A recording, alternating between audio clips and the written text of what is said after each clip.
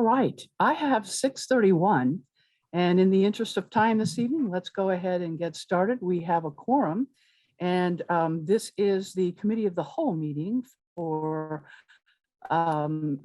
September the 8th, 2021. And before we introduce our one item on the agenda tonight, will the clerk please call the roll?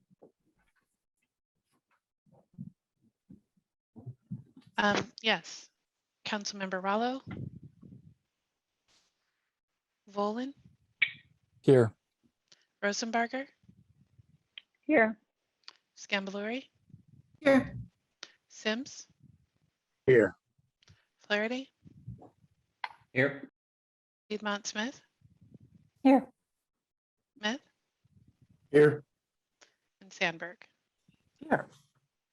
Thank you. This evening, we are hearing Ordinance 21-34 to amend Title II of the Bloomington Municipal Code entitled Administration and Personnel regarding amending BMC 2.04.420, motion to adjourn or recess to place greater limits on the duration of council meetings that they may end at a reasonable hour.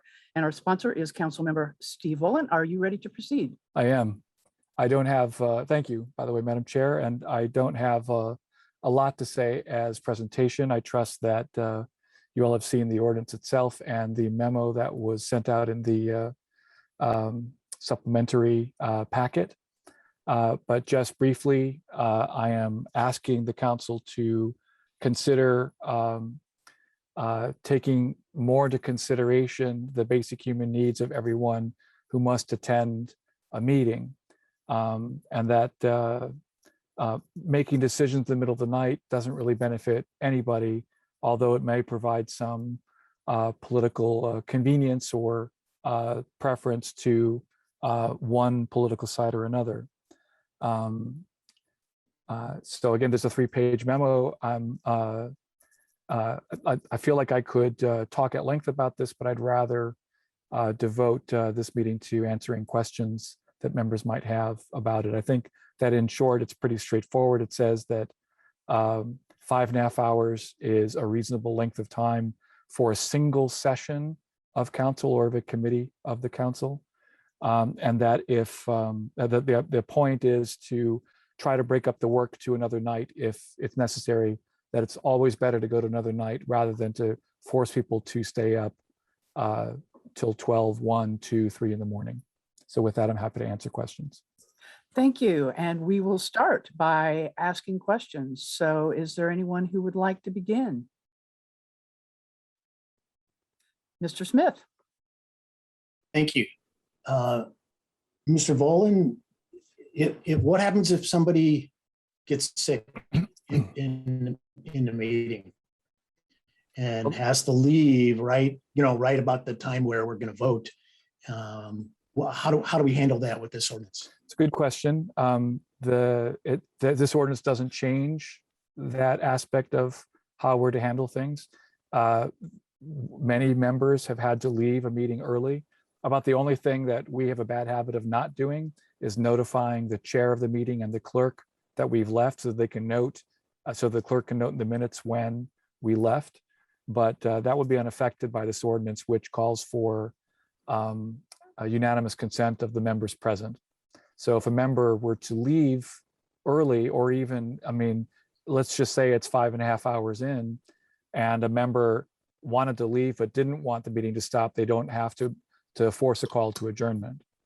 So it just requires unanimous consent of the members present. Thank you. And I do have one other question. Shall I go ahead or save it for round 2? Why don't we see if anyone else has a question, unless this is related to the first question you asked? No, not really. Okay, let's move on. Who has another question? Councilmember Scambalori.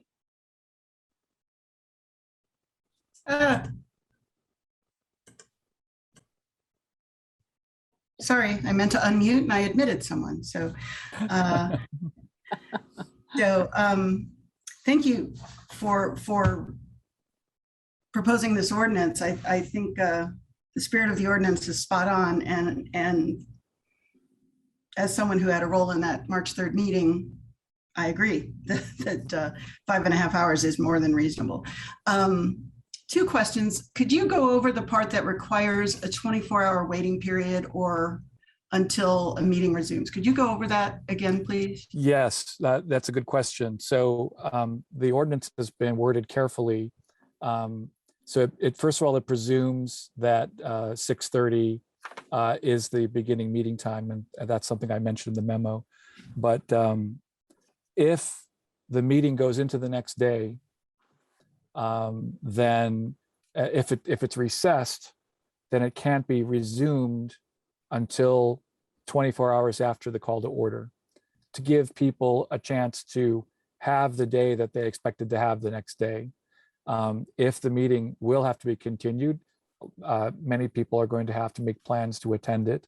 If members decide to recess to 9 a.m. the next day, that is going to be even more onerous than having to reattend a resumed meeting the next evening. So it's simply meant to prevent a recess meeting from going too soon into the next day. But just to be clear, if members want to recess for any period of time before midnight, that isn't changed by this ordinance either. So if you want to take a 10-minute recess, you can. It's recessing into the next day that's the issue. No one basically should have to be at a council meeting past midnight. That's the goal I'm working for here. Okay. And actually, I'll just hold the next. Actually, wait, can I follow up on one element? Yes. Of that? All right. If it's and a follow-up, please. Okay, so if I'm understanding correctly, time of resumption is at least 24 hours after its initial call to order. It can also extend, couldn't it? It could go 48 hours later or 72 hours later, correct? You can recess, the members can recess to whatever time they see fit, as long as under this ordinance, it's not before 24 hours after the call to order. So that again, it's not recessed to the very next morning or the next afternoon, Right. Especially if you need to have staff there and they're expected to be at work for their full workday. Okay, so it has to be 24 hours, but beyond that, a 24-hour wait, but beyond that, it could be whatever. Who makes that decision? Who makes which decision? Who makes the decision as to when it gets rescheduled? Is that the president's purview? Is that the chair if it's a committee of the whole, or? It's the maker of the motion to recess. So somebody who wants to recess, it's 11:55, say, and it's Councilmember Smith who wants to recess. So he would say, I move that we recess to 7 p.m. tomorrow evening. What he can't do is recess to 3 p.m. tomorrow. But if he wants to recess to 7 p.m. next week or 7 p.m. Friday, that's that. The other issue is that a motion to recess is debatable, especially because it requires a particular time which members would want to debate. A motion to adjourn is not debatable. So it just goes straight to a vote. Got it. Thank you. Mm-hmm. Additional questions? I see Councilmember Piedmont Smith's hand. Yes, so in the case if a council member wants to move to adjourn, it has been 5.5 hours and somebody moves to adjourn. In that case, is a two-part question. First of all, is a vote even necessary? Because the person making the motion, I assume, would not do so unless they were going to vote in favor of the motion. And secondly, is it then left up to the president to schedule the subsequent meeting to resume the matter at hand? Right. One thing I say in the memo is members should really be thinking about next steps with half an hour to go after 5 hours. If somebody isn't thinking about how to go on to the next, if there's one item too many on the agenda that can't be gotten to in the period we've allotted, or if it's clear that the issue needs to be continued to be discussed. We've had both types of those issues this year, both types of situations.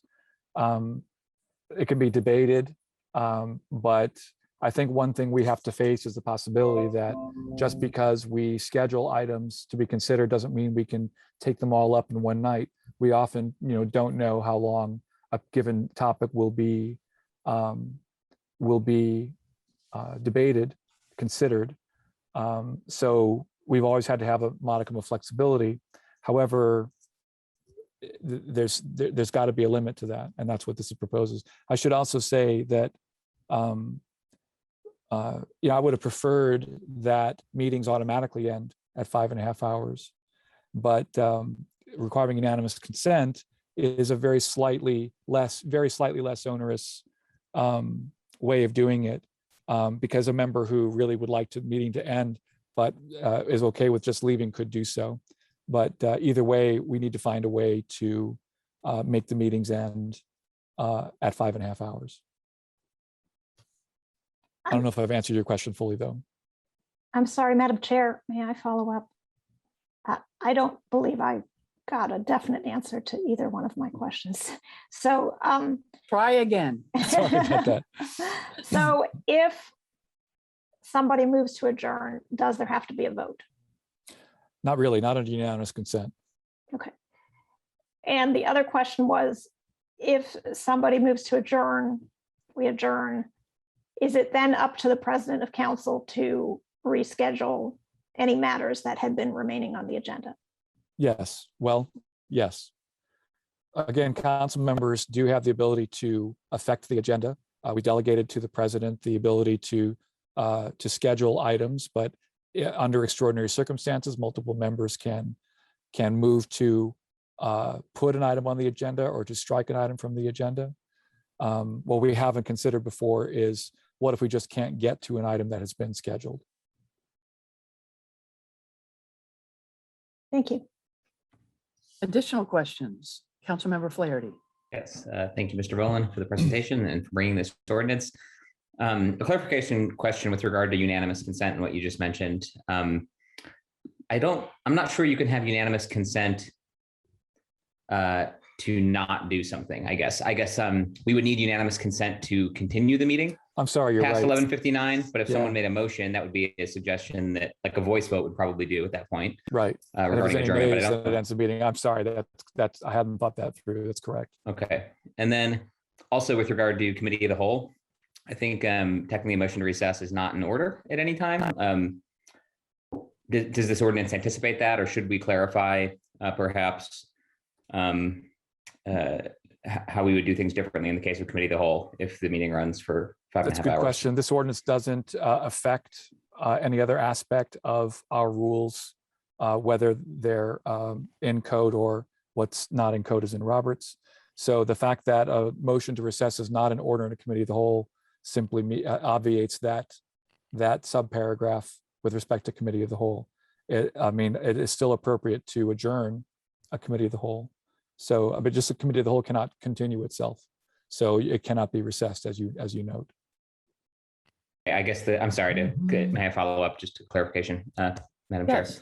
Thank you. I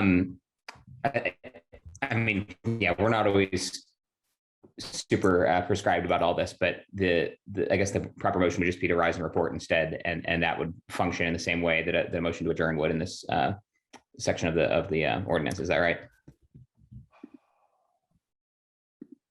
I mean, off the top of my head now, I can't remember. I don't remember whether we adjourn committees of the whole. I think that we generally use that term, but it may not be in Yeah. order. No, So, I think sure. yeah, I think that's right. We often do, even though I think technically that's not in order, and we should be moving to rise. Yeah. Okay, thank you. Additional questions? Councilmember, well, do we have any more first round before we go to a second? Seeing none, I recognize Councilmember Smith. Thank you, Ms. Sandberg. Mr. Volan, this is great. I like the idea of bringing structure to ending the meetings. I do think it's great. So thank you very much for doing that. I'd like you to. The only issue I have is thinking about unanimity. So can you talk out loud a little bit and talk through it with me about why you selected unanimous instead of a majority or a supermajority? I'm struggling with how to think about that during our meetings. I'm not I'm still a little bit processing that. It's a good question. So again, like I said earlier, my preference would be to simply declare that no meeting can continue after 5.5 hours, and there's no matter of choice. But I just want to describe an example of a situation that I'm trying to head off in the future. And it happened, I want to say it was the committee of the whole meeting on the debate over the single family zoning and duplexes that came from the Plan Commission. So it was committee of the whole. We wound up having 6 meetings on that ordinance, but the first one was a committee of the whole. And that night there were, as there were every night, many, many members of the public who wanted to speak. And the president had expressed his desire that we not have 9-hour meetings anymore. And so we were talking about having a limit of say 11 p.m. on, or 11:30 p.m., some soft number like that. And that time came and there were still people in line to speak, a good half hour or more worth of speakers at the rate that we were handling them. And it was the impulse of the chair that night to just squeeze them in. And because there were amendments on the agenda, and we knew that we were going to be taking them up, and we knew we were going to be taking them up soon in meetings to come, like, why keep going that night when we knew we were going to do more? And the answer has generally been because those people have waited here for so long, and they should have a chance to speak. But it's not like they weren't going to have a chance to speak. They simply that they had to sit through the meeting waiting for other people to speak. That impulse is a tempting one. I felt it in my career. I've seen it happen many times in council. We can just squeeze a few more people in, okay? For our legislative convenience collectively, we tend to keep going, to push through if we can just get this done, okay? Now, in cases where we're in second reading or maybe third reading, we're in a regular session, and there's going to be a vote tonight. That's understandable.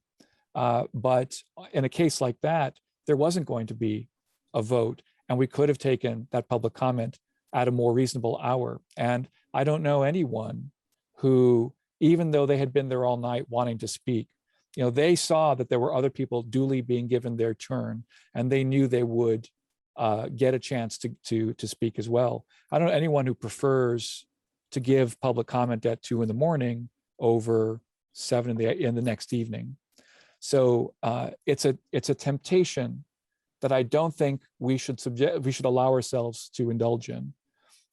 We need to, and I also say this, that when we have had to schedule serial committee meetings and they've had to have end times, everyone rises to the occasion. When we tell people to that they have a time limit to speak, they stop speaking generally when the time limit's up.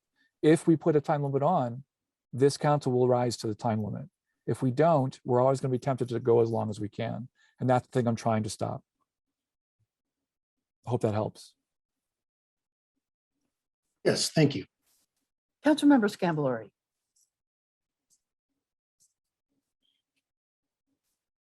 Yes, thank you. I want to come back to the unanimity thing in a second. But I can also envision circumstances where members of the public have stayed a long, long, long time waiting to make comment. It would take another 15 minutes to get through those. And some of those people, while they may not have, it wasn't their first choice to be making comment at 1 in.the.morning, might also say, well, yeah, but I took off work. I worked night shifts and I took off this shift so I could be here. And we heard that actually with annexation quite a bit.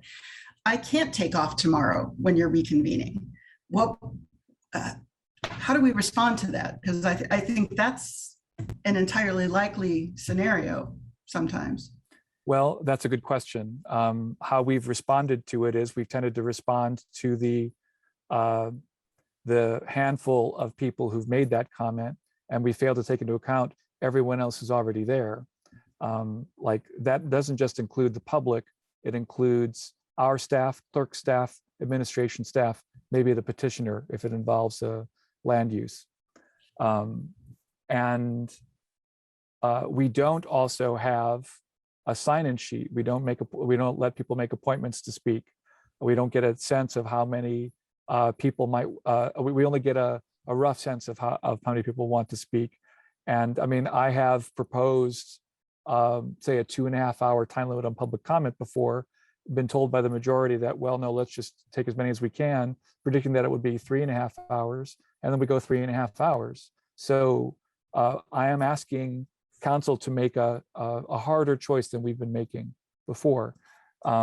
Yes, there are always going to be some people who will be inconvenienced by it, but if we advertise in advance from the get-go, this meeting is going to end at a certain time, or all meetings end at midnight, so that people know it, they're going to adjust accordingly. If we adopt this and we have a lot of people come out to make public comment on a given issue, we can count like we do right now with open public comment at the beginning of the meeting. We have a limit of 20 minutes. If we have 5 people who want to speak, then they all get 4 minutes. We divide out the time, okay? In the case of an issue that we all consider to be really important, we can take the number, if we say we're going to give them each 3 minutes, and we can do the math and find that the number of people who want to speak exceeds the amount of time we have for the meeting, then we're going to schedule another meeting to take all the public comment. That's how we were going to do it with annexation. We just turned out not to need that extra time. This is simply saying we need to put an end time on everything we do, not just our individual right to speak, but the length of the meeting as a whole.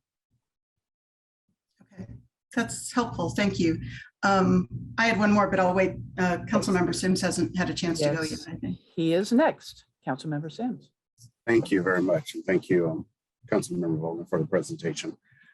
While you were responding or answering a question from Councilmember Smith, you were talking about, I believe it was zoning issue from the Planning Commission, and you said it was a committee of the whole. And correct me if I'm wrong, I thought you said that was a 9-hour meeting as well. Is that what you intended to say? No, that's not. I did not say that. I don't recall saying that. I simply said that. I'm just asking. I thought that's what I heard. No. Okay, thank you. Additional questions from anyone who has not yet asked one? And seeing no hands, Councilmember Scampluri. Thank you. Going back to the unanimity issue, and this is for you, Councilmember Volan, maybe for our current parliamentarian, whatever makes sense, but when else do we require unanimity? Most of our votes are majority vote. There are some that require a supermajority. In what other circumstances are we required to have unanimity before pursuing a particular action? Because that's what I'm snagging on. It's a good question. There's some obscure part of city code that Mr. Lucas might recall, where it may be related to statute. In any case, I can't recall that it being significant here. There was that accident of the local income tax that the mayor wanted us to vote on last year that required 8 of 9 votes, but that was not part of our code. No, I recognize that this is an unusual trend, but it does address the part where we can suspend the rules. There is no one else who can bind us except us. When I wrote the redistricting commission last year, I sought to require the council to have to accept the ruling of a judge, but statute does not allow us to bind ourselves in that way to another jurisdiction. So only we can pass the rules for how we're going to conduct ourselves. So again, I spoke earlier about wanting to remove the temptation to just push forward. If we cannot set an end time for our meetings, I mean, I frankly, like I said before, the unanimous consent issue is, I don't want to call it a red herring. I would rather that meetings automatically end at 5:30 after 5.5 hours, and that it not even be an option. But as Mr. Flaherty pointed out, there would be a vote to adjourn. And if even one member said, or a vote to continue rather, and if even one member said no, then the meeting would end. And I'm going to put a finer point on this, and thank you for being patient with me if I'm being slow here, but Not at all. why unanimity? Why not a majority? Why is there a unanimous decision? Must it be a unanimous decision to Well, extend the meeting? And why can't it just be a majority? Maybe I should ask the question, why does it need to be a vote at all? Why not have meetings automatically end after 5.5 hours? Why put it to a vote at all? This was to me simply slightly more flexible than an automatic ending that would be in code, that would not be suspendable. So, I mean, I feel it's a little arbitrary. If the majority feels that a majority should vote to continue, that's fine. But I will say this, we have a 10:30 rule that says that we shouldn't introduce legislation after 10:30 without, I believe, the supermajority vote. I can count on one hand and not even all the fingers how many times we voted to not introduce something after 10:30. Again, I've seen in enough meetings to know that the gut impulse of the body as a whole, and not of any individual per se, is to continue and finish everything on our plate. And I'm saying that we have to stop doing that. And how we do that, I'm happy to entertain other ideas. This is the idea that I'm putting forward. But having seen how often we blow past the would-be 10:30 rule, I felt that it was necessary to say we have to have a hard stop. If everyone knows that they can plan the meeting ending at midnight, they're all going to make different choices about how they attend, and that includes us. We're going to make different choices about how we take up ideas, how we consider ideas, how we parcel out time for questions and for public comment and for council debate. That's what I'm asking us to think about. And you mentioned you would be open to other ideas. Would you be open to an amendment that would require only a majority vote? Well, I mean, considering what I just said about the 10:30 rule, I feel that that would simply be, that wouldn't be enough. So, Okay. I mean, I certainly don't, I can't object to somebody amending it, but I don't consider it to be, I think it goes against the spirit of what I just said. Thanks. Additional questions? I see a hand up from Councilmember Piedmont Smith. Yes, thank you. Councilmember Volin, either you or one of our colleagues has mentioned a vote to continue the meeting. I don't really understand that. It seems to me that either, so if somebody is moved to end the meeting, they will either call a motion to adjourn, or they will call a motion to recess to a specific later date and time. So it's not a motion to continue. So I'm a little confused. I think I meant continue only in the sense of recess. Like if people wanted the meeting to go on to another day, they would move to recess. But they have to do that before 5.5 hours, at least under this ordinance, because it takes time to discuss a motion to recess. So that's about the only difference. But I see. yeah, there's no motion to continue. It's just a way of saying we want to continue this discussion on this item at another time, recess. Thank you. Additional questions? And I see Mr. Flaherty has his hand up. Thank you. Following up, I think in the same vein, sort of, it doesn't seem that a motion would be necessary to keep going after midnight or after 11:59. I suppose the chair or the president could check in essentially and say, if there's no objections, we're going to carry on with the meeting. But doesn't it actually take a motion to recess or a motion to adjourn to end it? Like the meeting doesn't automatically just end at 11:59. It does take at least one member moving to adjourn or to recess, right? That's a good point. I mean, under this code, the simple motion to adjourn indicates that there's at least one person who would vote to adjourn. So even if everybody else voted not to adjourn, because the one member proposed it, that's why it seems to me that it would be, there would be no point in having the vote. Now, Councilmember Scambolery has suggested, I think Councilmember Smith also asked about why not a majority vote instead of a unanimous consent. I wouldn't support a majority vote, but I would be open to requiring 7 or requiring 8 members to do it instead of 9. I think how it's drafted is fine with me. I think a high bar is what we're looking for to preserve some flexibility, but make it very rare or a very exceptional circumstance that you would indeed continue after midnight, just like the 10:30 rule by requiring a supermajority is meant to indicate this is sort of a higher threshold to overcome and continue on. All I was trying to clarify is that the ordinance mentions without the meeting can't carry on past 11:59 without unanimous consent of the members present, but that unanimous consent is essentially implicit if no one makes a motion otherwise. It was my point. You don't need a motion to keep the meeting going. It just will keep going until anyone moves to adjourn. Right. Okay, thank you. Well put. And just as an aside, if it were to go down to requiring 8 members to continue, the motion to adjourn, if it were seconded, would indicate that there aren't 8 votes to continue. So actually a follow-up as well, if that's okay.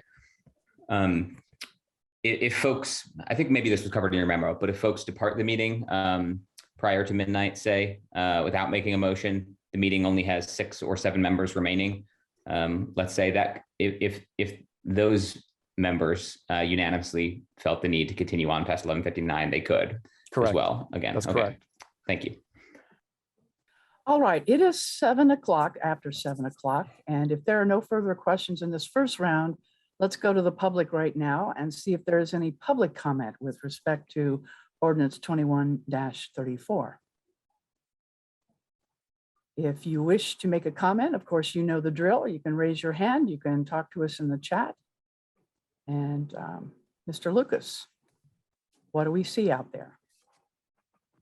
No hands raised at the moment. If there are any individuals looking for where to find the raise hand feature, you may find that either under the reactions tab, the participants tab, or possibly the more tab in your control bar. And if you've called in on a phone, you may need to dial *9 to raise your hand. And if all of that fails, you are welcome to send a message via chat to let us know you'd like to comment that way. All right, and with that, do we have any public comment? I see no raised hands at the moment. Which is somewhat disappointing, as this seems to be accommodating the public. Shall we wait a little longer or just assume that there is no interest in this particular topic? All right, let's go back to council. Are there any additional questions before we go to any final comment before we move to do pass vote?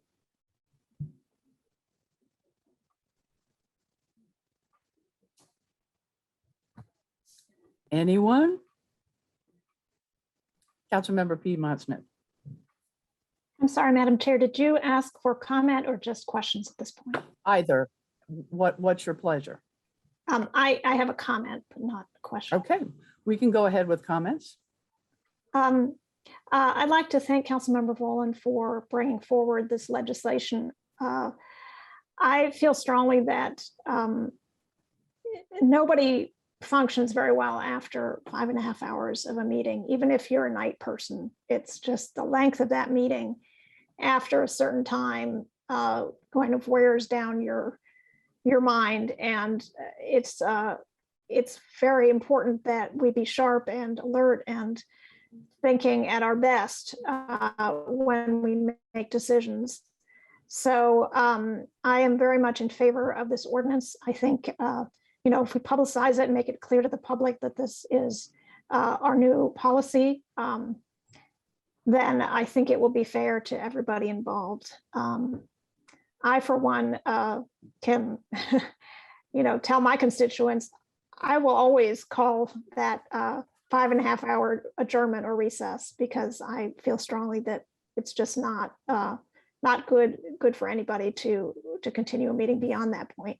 So I think that, if you want to take that as a clear sign of how things would go, I think it is helpful to the public, even if they have waited.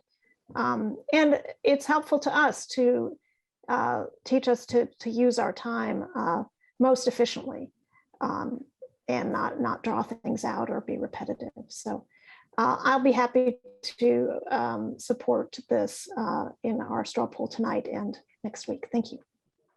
Thank you. Any additional question or final comment? Councilmember Flaherty. Yes, thank you. Just briefly, I'll be supporting this ordinance as well. Like Mr. Volan, I think I'm open to the idea of just a hard stop at midnight. No possibility for the meeting going on at that point. And we would simply, if it's a committee of the whole, it simply ends. If it's a regular session or a special session, it would simply end, and we would carry on where we left off at the next regular session. And that seems fine to me as well, and actually grants an extra layer of certainty beyond the outside possibility, however narrow, of the meeting going past midnight with the code as currently written in this draft ordinance. So I don't think I'll necessarily bring an amendment to that effect, but just wanted to signal my support for that as well, if others were thinking the same. But yeah, I appreciate the spirit of this, and I think it is good. Additional comments or questions from council? Councilmember Scambalori. Thank you. I am grateful for anything that will help us have more reasonable meeting times. And that's why I'm grateful that we're having this conversation. In principle, I agree with a lot of what I've heard. The one thing I snag on is that unanimity requirement. And what I'm coming to is that we're not really clear on any other circumstances as a council when we require unanimity to pursue a certain point of action. So I want to do a little more research and find out if that's the case.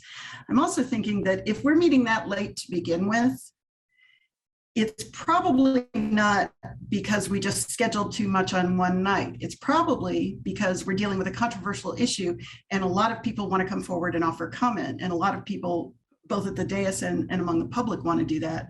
And I'm concerned about the idea that one person could determine the outcome of that, of how that unfolds, whether it's recessing the meeting or continuing the meeting. So I'm going to abstain tonight and ponder this some more. Thanks. Thank you. Additional comments? Councilmember Sims. Thank you. I think I'm unmuted. Yes. Again, thank you, Councilmember Volan, for presenting this evening. I have great difficulty supporting this ordinance as it's written and presented. We all agree that late meetings are not desirable. I don't think that's the question. But I'm not so sure that codifying ordinance 2134 is the answer. There are other tools in our toolbox to help ensure that. It's just very difficult on the few times, and I use that word loosely, that we've had real long meetings due to its controversy, public comment, and much debate between council members. Part of my concern is, well, and I think 5.5 hours or 330 minutes, that's kind of being the thing that has been said. But I'm wondering who defined what reasonable length or ending at a reasonable hour is. And what I mean by that is I don't think there was any really inclusivity or collaboration in defining what reasonable length is. I think it would have been more palatable to me in order to work through that. I won't spend much more time on the unanimity. Thank you. I think that's been spoken very well with my colleagues. I will say this, when it comes to council scheduling, and I will say that in addition to myself, there are 4 other presidents sitting on this current council. And it is the president's responsibility to approve the agendas.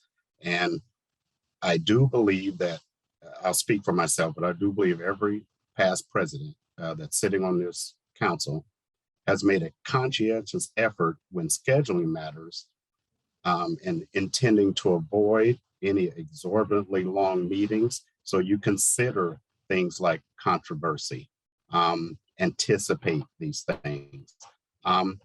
Obviously, there are some times that you just cannot do that. One example that I'll use is our March the 3rd meeting. Had to do with the homelessness issue in Seminary Park, which was the infamous 9-hour meeting. That was an outlier. It did happen. I think we all admit that. But that was 4 in support and 4 in opposition. Now, the person that would have made 9, which was myself, was not there that evening. And I think we all know that to be true. We know that's not the real issue here, but I also think that many of us know that had I been there this evening, it is very unlikely that that meeting would have went that long. So there's other factors there that this ordinance, I don't think, will rectify. Lastly, what I'll say is, if we use the data, and I'll go back to 2018, and I'm sorry, next week, if need be, I'll have a total amount of all council meetings held during that period. But from 2018, 2019, 2020, and up till now in 21, there has been 7 meetings that lasted longer than 330 minutes. Of those 7 meetings, 4 of them were budget hearing meetings. Of those 3 that remain, 1 was the homelessness and Seminary Park issue that I mentioned before. Okay, lastly, I would add is that 2 of these totals I just gave you for the budget hearings, of the 7, 2 of these occurred after this piece of legislation was already scheduled. So for my purposes, it's even the 7 that I highlighted, because it goes all the way to the end of August 26th. That really goes back to 5, because the final 2 were done after this piece of legislation was in. So I think the intent is correct. I think when you look at the overall scheduling and some of the issues with past presidents with scheduling, with the addition of council leadership, with the addition of council staff, and in many cases, input from the administration, which would reform these schedules in the first place. I think there is great consciousness taken into trying to schedule it accordingly so as not to go into the wee hours of the morning. So again, thank you, Councilmember Rowland, for bringing this. I don't really feel comfortable being able to support this legislation this evening on due pass. Thank you. Thank you. Any additional comment from council? Councilmember Rollo. Thank you. Thank you, Councilmember Rowland, for bringing this forward. I think that this in spirit, I support it. I think that I'll be passing tonight because I as we've discussed, and I'm still determining whether this matters enough to me to vote for or against. Circumstances arise where a particular topic or the public would be best served by continuing, if only for a brief time, to finish a subject. One could imagine something that's time sensitive, for instance, where the costs of recessing outweigh the benefits. As it's structured, this determination would be made by a single council member. 8 may wish to continue, one desires to recess, and it would go to a recess. So I'm trying to make sure that we have some accommodation for exceptional occasions where we may wish to continue, and perhaps where the majority or the supermajority prefers to. So it is the unanimity question that probably bothers me the most, or maybe wholly. So I'll take a little more time to think on this and be passing tonight. Thanks. Thank you. And Councilmember Smith, did I see your hand? Yes, you did. Thank you. I'm going to pass on it tonight as well, and I'm going to think about it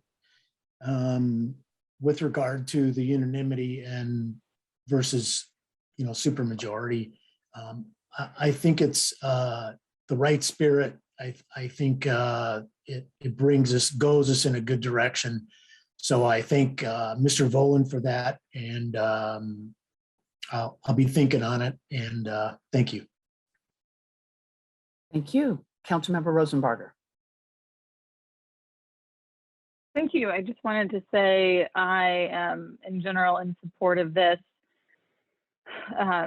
One reason that was mentioned in the memo, I think, was from previous Councilmember Chopra, that I think a lot of times our conversation gets limited, or it can get a little shallow when meetings have gone on too long, or folks are trying to wrap something up. And so I really appreciate this as a way to continue deep conversation and thoughtful discussion if we need to on a different day. So thank you for bringing it. Thank you. And I will go last if there are no further comments. Oh, Councilmember Volan, of course, you're going to want to comment. Would you prefer to go last? I can go either way. I would like to hear, if people want to respond to each other, I don't mind either way. I would like to hear what everyone has to say. Then I will just briefly say that I too am concerned about the unanimity of this vote due to the fact that when we codify things and we get very rigid, we don't take in consideration that exception to the rule, that extenuating circumstance that would require us to go as long as we need to go to get the job done.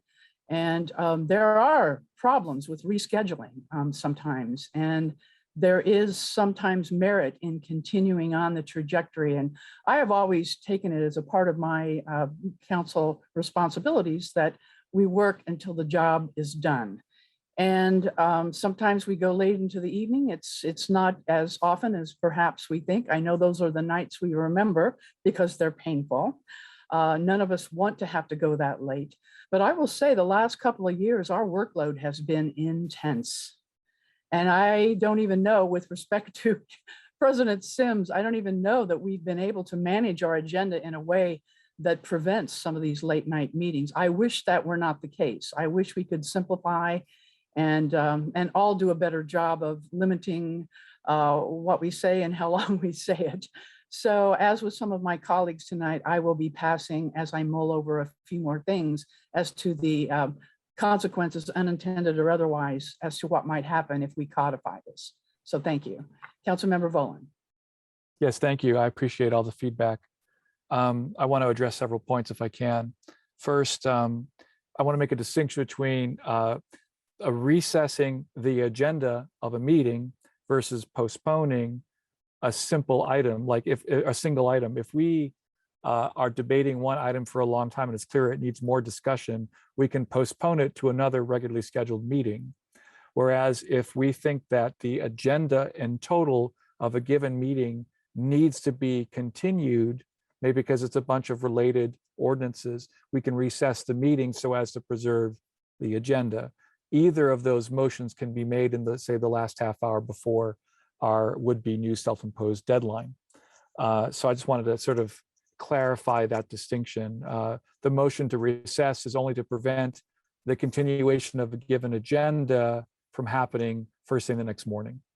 I do want to point out that March 3rd was a watershed event for a number of reasons, but the specific aspect of it that I want to call out is that the particular issue that we debated that night that took the majority of the meeting literally took 6 hours. We spent 6 hours on that one item alone. And we have faced issues before. The first one that I can recall was when the only member who's still on council was Councilmember Rallo in 2003. It was the smoking ordinance. And we had the council had a committee of the whole and a regular session, each of which went 7 hours with an equal number of pro and con members discussing it. So clearly one issue can take up that much time, but knowing that an issue can take up that much time or being able to easily anticipate it will lead us to what has happened this year when we were faced with an issue that we knew was going to take us time after March 3rd, the Plan Commission ordinance to discuss duplexes. President Sims correctly anticipated this was going to be a big issue. And so he started expressing his desire that no meeting go past 11 and said he would call the meetings at 11 and anticipated that we might have multiple meetings on non-Wednesdays in the immediate future to handle this issue. In total, we spent 25 hours on that one ordinance alone, but we did it over 6 nights. And as onerous as it was, and I'm not going to pretend that it wasn't onerous, at least we didn't go past midnight. And that is my goal here. One of the things that's been sacrosanct, but yet unlegislated, undocumented, was the presumption among council members now and in the past that we would only do business on Wednesday nights, that we were leery of doing it. And we've had an avalanche of legislation to deal with that has forced us to take up other nights. So since that taboo is sort of broken, I will always choose meeting on another night to meeting late. And that is part of my goal with this ordinance. While March 3rd had an example of a single issue taking 6 hours, if there had been a limit on the meeting that night, we would have acted accordingly. And there were other parliamentary motions that any group could have done to either remove the item from the agenda or continue it to another night. And what this would do is require us to think about that much harder because we're not giving ourselves the option of going that late. The concern on unanimous consent, again, I think is misplaced. It is more flexible than simply putting in code that no meeting can go past 5.5 hours full stop. It is not much more flexible, but it's still more flexible. Again, I would be okay with requiring 2 members, or like 7 or 8 out of 9 instead of 9 out of 9, approving it continue. But the point is to force us to think about what we've been doing. I appreciate President Sims's pointing out of how many meetings have gone that way. I was going to cite the same data. I go back to 2015. On average, twice a year, we have a meeting that goes this long. My favorite meeting to cite is November 16th of 2016. The big issue that night was Park South. And we were debating railings and planters at 1 o'clock in the morning. And on the strength of it, I argued for a land use committee, which we created as a result of it, to prevent such late meetings from happening again, let alone to discuss things that are so trivial. But I'll also point out that Councilmember Chopra's ordinance came after that long meeting. And I wanted to protest and say, can't we discuss this another night? But the majority wanted to just get it over with. And we discussed it in 10 minutes at 1:24 in the morning. I just don't think that's an appropriate time to debate anything, no matter how much most people agree with it. It should be able to wait. We should have the respect. I mean, we often talk about how much respect we have for staff, not just our staff or the clerk staff, the administration staff. It does not respect anyone who has to be at City Hall the next morning to make them stay up late.